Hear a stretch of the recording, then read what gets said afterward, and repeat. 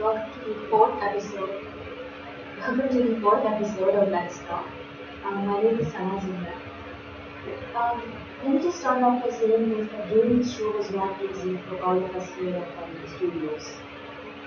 We had to find a lot of courage to talk about this very devastating and important topic. Grief. Following the aftermath that had happened yesterday, and for all the events that has been happening in Pakistan over the past so many months. First it was Amjad Saab when he was brutally taken away from us. Then all the bomb blasts that has been happening in the nation.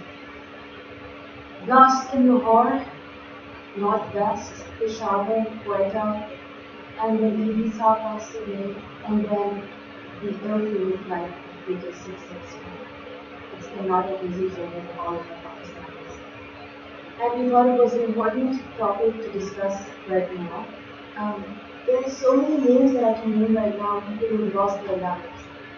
Asma, First Officer Ahmed Munshi, Farah, Adam Kester, and our so beloved Gina Jamshid that we all grew up listening to so fondly.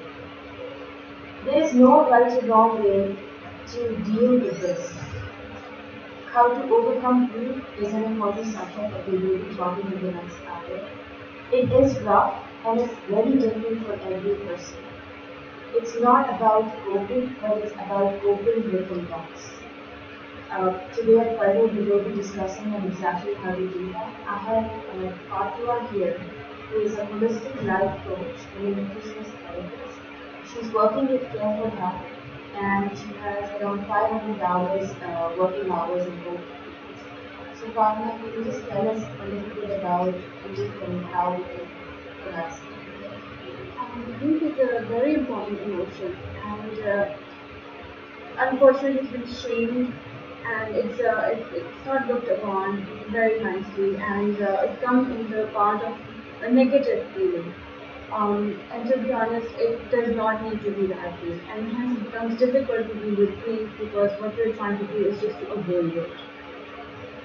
So when we talk about emotions, what kind of emotions are we looking at? Like, of course, there is always a negative emotion that's attached to grief. Yes. The thing is that this is, I would like to say this both. This is a both to the state. Alright. In positive psychology, they taught us that states for both is our negative emotions, and the state on the top are positive emotions. So this shows that negative emotions are very, very important. And in negative emotions can come grief, guilt, shame, anger. These are all very, very important emotions. They're really like a compass in our life. We are all on a journey, and emotions and feelings they teach us where we want to go, what we do with ourselves. So grief can totally be used in a very productive way, and it's a way to get in touch with yourself, with your feelings. See how it makes you feel. If you want to cry, you cry. If you want to be angry, you become angry. But what you do with it constructively. So if you're not able to deal with grief, it's all right to ask for help. Grief is not a shameful emotion, and it doesn't need to have any label. I mean, in our society, we easily label somebody, oh, he's so emotional, or she cries all the time. This is these are shameful approaches to it, and it doesn't have to be that way at all. These are emotions within ourselves, and they are part of us, and we can embrace it, and we can take charge of it. And we had a chat in a point where, we where we cry, and then, it's really shameful for men to cry in our society as well. And, like, what would you like to say to that, to your beautiful man, and then there was a recent person who cried publicly, and that was very, very shocking to be looked upon. What would you like to say? We are humans. I mean, we are humans, and yes, we are a ball of emotions and feelings. We cannot run away from them. So if in life I want to be somewhere, my emotions will be the motivation for me to get somewhere. For example, if I want to get a degree, so my emotion would be the joy, the happiness that I would have on my mom's face or my family's happiness. So that's an emotion that I use to motivate myself. Same with, and sad emotions, negative emotions are also a way of motivating themselves. So we have to get in touch with our emotions, feelings, and men are also human. They are not from another planet. They are humans, and they also have emotions and feelings that what makes us human beings. Very true. So when you talk about okay, introvert, people being somebody who's already in palliative care, when I say palliative care, somebody who is suffering from their debilitating disease and death is, something that would overcome their on their death. So we're sort of preparing ourselves unconsciously, though we're never prepared to bear with that loss. But if there comes incidents like the 661, Amjad Sabri's, taken away from us, and we gone lost that keeps on happening in Pakistan. I feel, all the nation right now needs to know how we can deal with that sudden death and trauma. And like I mentioned before, it's not about coping with loss, but coping with change. So all of a sudden, we don't have this same spirit in shape with us anymore. So what are we doing? There's no shortcut there. So, and we don't need to be afraid of taking our chances and getting help for it. And it's all right if it's taking time for you more than anybody else. And that's okay. If you try to take shortcuts, it's just going to get suppressed somewhere in your body. And it will eventually show up again. So there's no point. I mean, just feel the fear and, Susan Jeffers said in her book, feel the fear and do it anyway. It's a fear-based emotion and see what's under the grief. How it even you feel. Is it feeling powerless? Are you not feeling loved? Or is it feeling rejected or abandoned? There are always these emotions and feelings under these emotions that you might need to want to connect with. So, other example, when I including myself, I feel extremely sad. Okay, sad is the right word. I feel angry, I feel devastated, I feel in denial. These are all the people losses, stages of grief, but I'm feeling all of that. I can make a check But अगर अभी हम बोलें किसी को feeling all of that, what should they do at this point to help them make them feel better? First of all, definitely acknowledge the way you said you have acknowledged it. Definitely acknowledge what you're feeling. The moment you acknowledge it, you'll be surprised that you will find people who can support you. And if you're not acknowledge it, that it's all right to be in this place and not able to move on.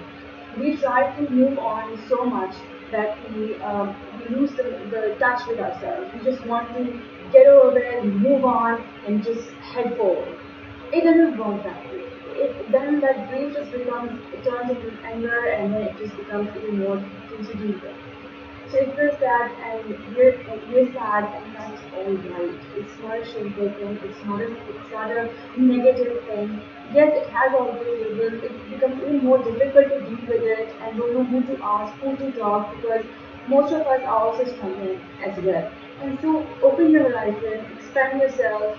There are so many forums who can help you, who you can get the support that you might need and want, and it will be an amazing experience for you to learn about your own emotions and feelings. So, we were talking about phobias before the show started.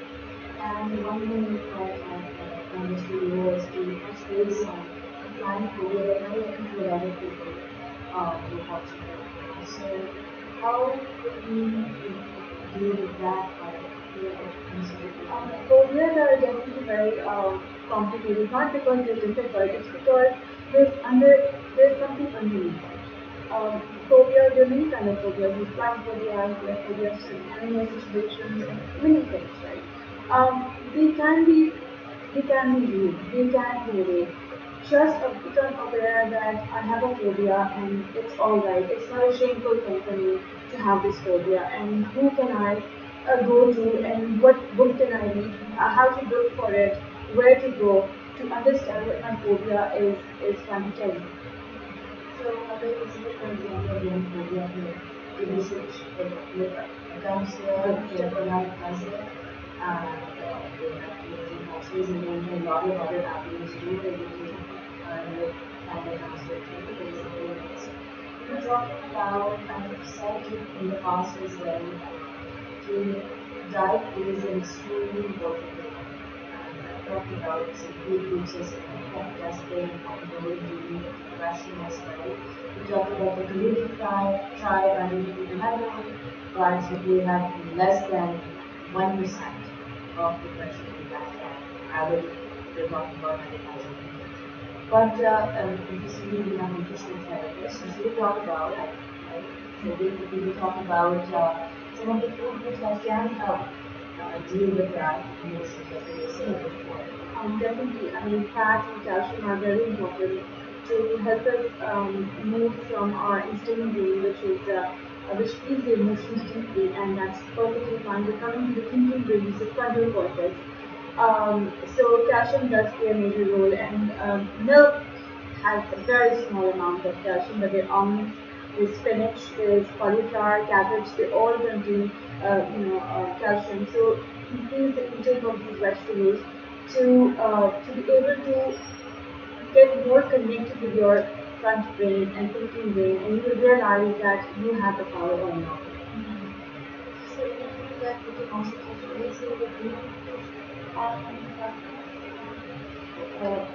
Basically, a grief is definitely it's a fear-based emotion, right? So when we feel the grief, we automatically jump to anger, and then from anger we can jump to courage, because anger is the next thing that comes after grief, and it is a very shameful, unfortunately emotion. But anger is a powerful emotion which teaches us to look for solutions. You're a powerful person. You can do this. You can do that. But when anger is not directed the right way, it looks like what we have seen around us. So definitely feel the grief, come to anger, and then you will find courage to go out there and do something which is meaningful to society and help each other, be empathetic with each other in this difficult time. We all need a nice, a comforting ear who would listen to us and don't judge us. But before that, we were talking about the issues, like there is an audio that's been going around, unfortunately, some very heartless people have been doing that without even giving it a second thought. That is not related to this particular brain crash, that's with another brain and it has nothing to do with it. So please don't traumatize yourself furthermore. Wherever you are, listen to that audio. Have the courage, like Catherine said, seek a counselor, seek help, speak up, seek support in empathetic conversation. We as a nation, it's about time to come together instead of blaming each other and pointing fingers like that's been going on for a very long time, unfortunately. And stand up for each other, absolutely. So, Fatma, we were talking about mental health is impacted. It's happening, what is it? Basically, the moment we're touching with courage, the moment we jump, come to the courage part, we automatically expend ourselves with all the positive emotions. So if this is our boat, the moment we jump from grief, we merge our grief, the positive, can help us sail our boat. And then those positive emotions have peace, it has joy, it has love, it has reason, it has acceptance. So the whole purpose is to use your negative emotions to come to your positive side, and it just comes from feeling. Feeling your emotions brings you to the positive side. You're not trying to walk over it, or you just yeah. And just so you know, everybody, we're also taking questions. You can leave a comment underneath the video that's coming up on live, or you can also message us. And yes, so do you want to talk about any other nutrition that is important for anybody to Yes. What keeps us in our instinct brain? Instinct brain is a very powerful brain. It keeps us safe, and it has also fight and flight. Comes also from instinct brain. And what keeps us in instinct brain sometimes, most of the time actually, is our diet. What makes instant brain work on sugar and on unhealthy fats and salts, excessive amount of salt. So if we are consuming, if our diet is massively these high caloric, high sugar, high sodium kind of foods, it will be difficult for us to achieve the harmony and the good health that we're trying to seek. So health, eating definitely the right leads to the right. And when people have like again this debate, like those who just student and they're quite excited, uh, how like if somebody is now, of course, I'm supposed to eat my traditional food, or somebody else is facing this anxiety, so they get because there's a series of bad incidents unfortunately has happened. The person is Brazilian, he that we lost when I was 56 around that. But see, when you fear is coming up in your mind, is definitely reflecting something that's under it. So level, if we talk about Susan's writings, she said there level one fear. Level one fear is, for example, accident. Okay, so the level two fear of it would be, you know, being feeling a failure or not able to, conquer the fear and all that. The helplessness, exactly. But the level 3 fear, the bottom part of all of it is that I can't handle it. To be honest, if we do not realize that we can handle it, things just totally change. But our perspective changes, our body language changes, and then we come up with solutions automatically to help ourselves, to support ourselves, and help others as well. So the question then, thank you so much for answering whoever you are. Based on the genetics which you are using, how do I do this? Um, it is difficult. I am a genetic fan as well, so it is something that I'm trying to figure out myself a bit. But the biggest part right now is that see how it's making you feel. I mean, keep your hand in your heart and tell yourself, I am feeling very sad during this, and your brain will help you actually bring all the images about heaven, what is really making you fearful about things. I mean, is it feeling that you can be taken away so quickly, or is it fear that I am so unimportant, even important people can be taken away so suddenly, so I'm such an unimportant person. So it's a fear. We are all important people. It's a fear. What fear is it coming up? Give it language. Connect with it. Just tell me what it is exactly. And if it gets bigger, do not be afraid of it. Do not be afraid of your own feelings. You can handle it. There's another question. Thank you so much for must be very hard for whoever you are writing here.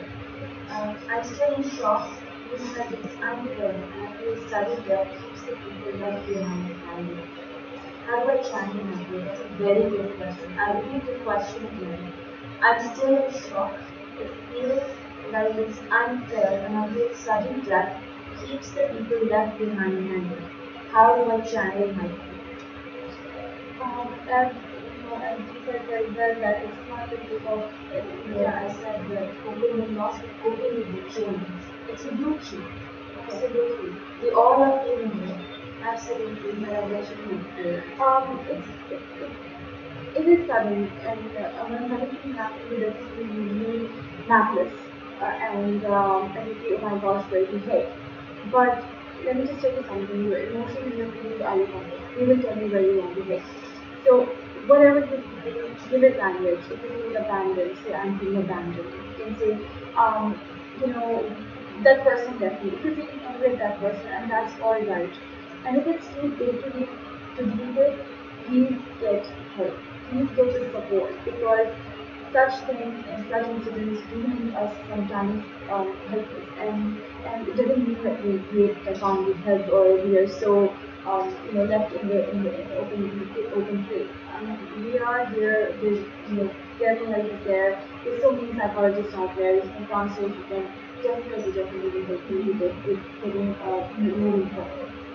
Finding the confidence is extremely important, absolutely. So sometimes some people take longer to get final conclusion. Some people take, for some of them it's a very quick or short break. It's all about the journey, and every person is different. I might be different than you, partner might be different to you. If we're working behind the camera, it might not be different. So just find it your ways to anything which goes in just in the book and help optimize this. See if you can consider, talk about it, everybody just stay around supportive and positive. I'm just going to ask a question because so there's a comment that says when there's such news of plane crashes, especially in our country, how do we counter the fear of flying in the future? Is it okay to take injections to sleep or sleeping pills if the flight is very short, as sometimes fear of flying can be very dangerous? That is definitely it's a coping mechanism, right? Coping mechanism has different measures. I mean, I would not suggest taking any drugs or help. Or, I mean, The doctor would be able exactly to suggest you absolutely. Sometimes we do need to cope. Sometimes our brain wants us to cope because at that point maybe we're not ready to handle with that fear or that emotion that's coming up. And that's all right if that fear is very strong. But if you definitely understand that that is a fear in within you and you can handle it and you want to address it, then you will be able to find solutions how to deal with it. And yes, fear of flying, I have it, but then telling myself everything will be fine sometimes really helps. But that's again a coping mechanism for that particular point. So do your best to find the support and help you need if you have extreme phobia. There's another one. It says fear is always there wherever we go. I have a problem and I'm very possessive about my loved ones. Whenever they're out there somewhere, my head is always filled with negative thoughts. How do I deal with the fear of my loved ones being affected by bad things? So I mean, Yeah. that coming out, how do we deal with that? That is a very important paranoia because we all have loved ones. But ask yourself a question: if something happens to a loved one, what will happen to you? What will happen to you? And stay with that question for a few minutes, and you will realize that the emotion that you have been trying to run away is so shameful that you don't want to really be in touch with it. For example, I had a feeling that I want that my mom will hate me, for example, and that fear, and I was able to connect with it, realize that I have a fear of being abandoned. And that fear of abandonment is a very huge feeling. I mean, for a 4-year-old, a 5-year-old, that emotion is huge. So if somebody tells their child, "Oh, I'll leave you here and go," that is the seed that has just gone in that child of fear of abandonment, and that will become into a tree of not, into the fear that I don't want to lose my loved one. So there's always a root that connects to your inner child or childhood that needs support and help again to connect you with and help you cut the layers and reach your real fear and release it. Alright, everybody. I just wanted to end this session with a very favorite poem of mine, and it's by Elizabeth Fry. I have to look it up and read it. It says, "Do not